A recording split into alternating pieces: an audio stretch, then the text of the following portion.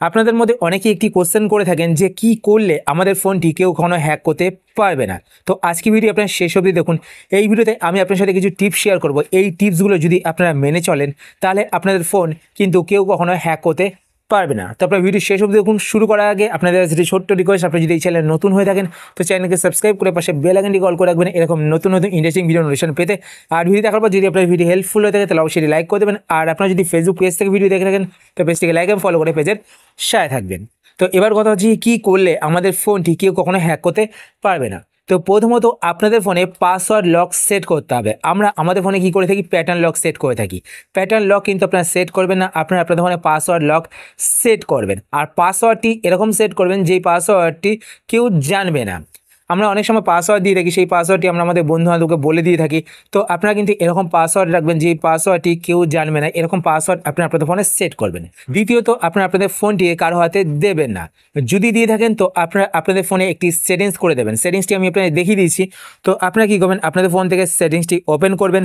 Settings open করার পর নিচের দিকে চলে আসবেন। নিচের দিকে আসার পর এখানে একটি অপশান আপনারা দেখতে পাবেন, ইউজার্স অ্যান্ড অ্যাকাউন্টস। তো আপনারা ইউজার্স অ্যান্ড অ্যাকাউন্টস এই অপশানটিতে ক্লিক করবেন। এই অপশানে ক্লিক করার পর এবার আপনারা এখানে একটি অপশান দেখতে পাবেন, মাল্টিপল ইউজার বা ক্লোন বলে একটি অপশান দেখতে পাবেন। তো আপনারা মাল্টিপল ইউজার্স বা ক্লোন অপশানটিতে ক্লিক করবেন।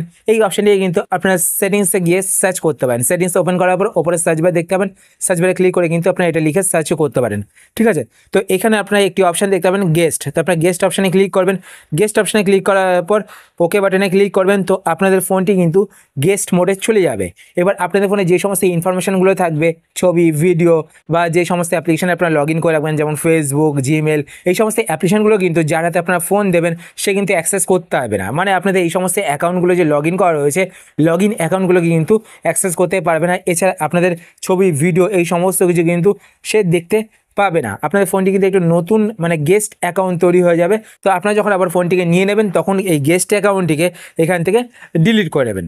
ডিলিট করে আপনারা এখানে অ্যাডমিনিস্ট্রেটর মানে আপনাদের নাম লেখা থাকবে, তো এখানে ক্লিক করে আপনারা আপনাদের অ্যাকাউন্টটি ওপেন করে নেবেন। তো এই সেটিংসটি কিন্তু আপনারা অবশ্যই অন করে কারো হাতে ফোন দেবেন, নতুবা কিন্তু আপনাদের ফোনটিকেও হাতে নিয়ে আপনাদের ফোনটি কিন্তু হ্যাক করে নিতে পারে। আপনাদের ফোনে হয়তো এরকম কোনো স্পাই অ্যাপ্লিকেশন ইনস্টল করে দেবে, সেই স্পাই অ্যাপ্লিকেশনের মাধ্যমে কিন্তু আপনাদের উপর সে নজর রাখতে পারে। এছাড়া আপনাদের ফোনটি হাতে নিয়ে এসে কিন্তু ফেসবুক, জিমেল এই সমস্ত অ্যাকাউন্টগুলো হ্যাক করে নিতে পারে। আপনাদের ফোনে ওটিপি আসবে, সেই ওটিপিটি সে দেখে নেবে এবং পাসওয়ার্ড কিন্তু সে চেঞ্জ করে দিতে পারে। তো আপনারা যদি কখনও কারো হাতে ফোন দেন তো এই সেটিংসটি করে কিন্তু ফোন দেবেন। আমি আপনাদের বলবো যে আপনারা কারো হাতে ফোন দেবেন না আপনাদের, ঠিক আছে। এরপর নেক্সট, আপনারা আপনাদের ফোনে কোনো থার্ড পার্টি ওয়েবসাইট দিয়ে কোনো অ্যাপ্লিকেশান ইনস্টল করবেন না। যদি আপনাদের অ্যাপ্লিকেশান ইনস্টল করতে হয় তো আপনার প্লে স্টোর থেকে অ্যাপ্লিকেশান ইনস্টল করবেন। আরেকটা কথা, আপনারা কিন্তু ফ্রিতে ইউজ করার জন্য কোনো মোড অ্যাপ্লিকেশান ইনস্টল করবেন না। সেই মোড অ্যাপ্লিকেশানের মধ্যে যদি এরকম কোনো হ্যাকিং কোড দেওয়া থাকে তো আপনাদের ফোন কিন্তু হ্যাক হতে পারে।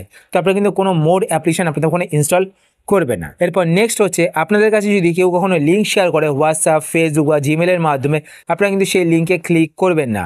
এছাড়া যদি আপনারা ক্লিক করেন, ক্লিক করার পর যদি দেখেন যে সেখানে আপনাদের কোনো অ্যাকাউন্টের পাসওয়ার্ড, ইউজার নেম দিতে বলছে তো আপনারা কিন্তু ইউজার নেম এবং পাসওয়ার্ড দিয়ে লগ ইন করবেন না। যখনই আপনারা লগ ইন করবেন তো আপনাদের অ্যাকাউন্টটি কিন্তু হ্যাক হতে পারে, মানে সেই ইউজার নেম পাসওয়ার্ডটি কিন্তু হ্যাকারের কাছে চলে যেতে পারে।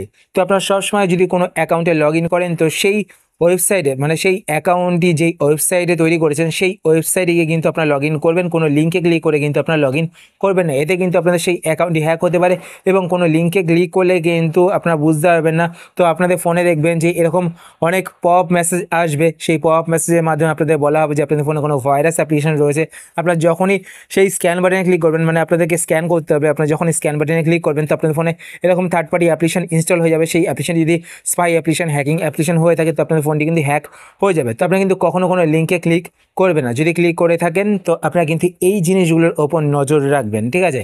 এরপর নেক্সট হচ্ছে গিয়ে, আমরা অনেক সময় কিন্তু অনেক পাবলিক ওয়াইফাইয়ের সাথে আমাদের ফোনটিকে কানেক্ট করে আমরা বিভিন্ন অ্যাকাউন্টে ভিজিট করে থাকি, বিভিন্ন অ্যাকাউন্টে লগ ইন করে থাকি, আমাদের ফোনটিকে ইউজ করে থাকি।